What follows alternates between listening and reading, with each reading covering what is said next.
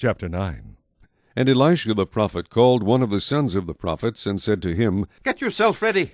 Take this flask of oil in your hand, and go to Ramoth-Gilead. Now, when you arrive at that place, look there for Jehu, the son of Jehoshaphat, the son of Nimshi, and go in and make him rise up from among his associates, and take him to an inner room. Then take the flask of oil, and pour it on his head, and say, Thus says the Lord, I have anointed you king over Israel. Then open the door and flee, and do not delay. So the young man, the servant of the prophet, went to Ramoth-Gilead. And when he arrived, there were the captains of the army sitting, and he said, I have a message for you, Commander. Jehu said, For which one of us? And he said, For you, Commander. Then he arose and went into the house, and he poured the oil on his head, and said to him, Thus says the Lord God of Israel, I have anointed you king over the people of the Lord, over Israel. You shall strike down the house of Ahab your master, that I may avenge the blood of my servants the prophets, and the blood of all the servants of the Lord at the hand of Jezebel. For the whole house of Ahab shall perish, and I will cut off from Ahab all the males in Israel, both bond and free. So I will make the house of Ahab like the house of Jeroboam the son of Nebat, and like the house of Baasha the son of Ahijah. The dogs shall eat Jezebel on the plot of ground at Jezreel, and there shall be none to bury her. And he opened the door and fled.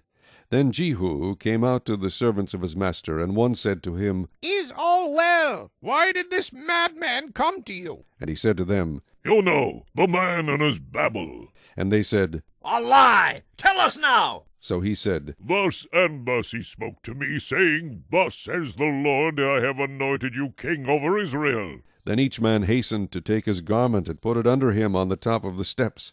And they blew trumpets, saying, Jehu is king! So Jehu the son of Jehoshaphat, the son of Nimshi, conspired against Joram. Now Joram had been defending Ramoth-Gilead, he and all Israel, against Hazael king of Syria. But King Joram had returned to Jezreel to recover from the wounds which the Syrians had inflicted on him when he fought with Hazael king of Syria. And Jehu said, If you are so minded, let no one leave or escape from the city to go and tell it in Jezreel. So Jehu rode in a chariot and went to Jezreel, for Joram was laid up there. And Ahaziah king of Judah had come down to see Joram. Now a watchman stood on the tower of Jezreel, and he saw the company of Jehu as he came, and said, I see a company of men. And Joram said, Get a horseman and send him to meet them, and let him say, Is it peace? So the horseman went to meet him, and said, Thus says the king, Is it peace?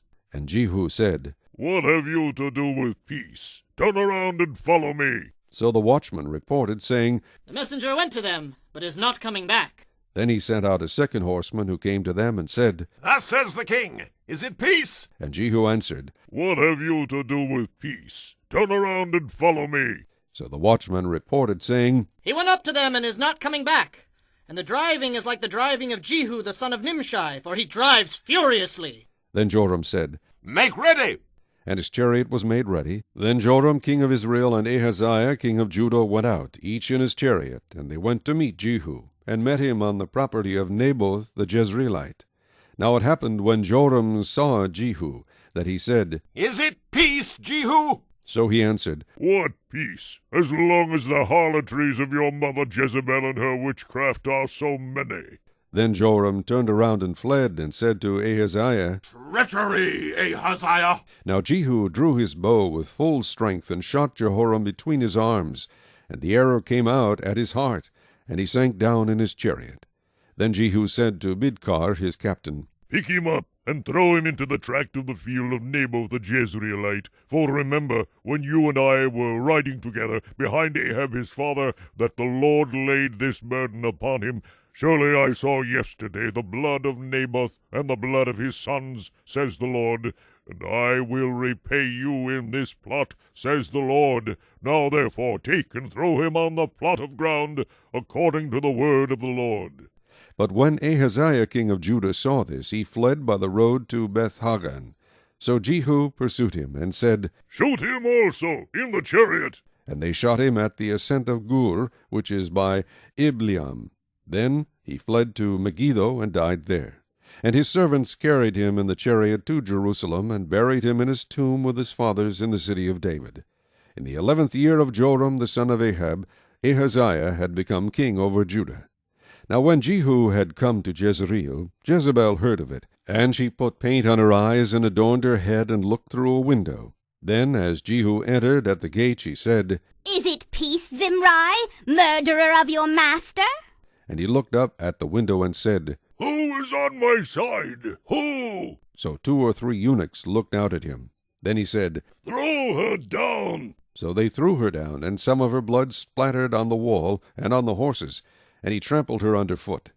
And when he had gone in, he ate and drank. Then he said, Go now, see to this accursed woman, and bury her, for she was a king's daughter. So they went to bury her, but they found no more of her than the skull and the feet of the palms of her hands. Therefore they came back and told him, and he said, This is the word of the Lord which he spoke by his servant Elijah the Tishbite, saying, On the plot of ground a Jezreel dog shall eat the flesh of Jezebel, and the corpse of Jezebel shall be as refuse on the surface of the field in the plot at Jezreel, so that they shall not say, Here lies Jezebel.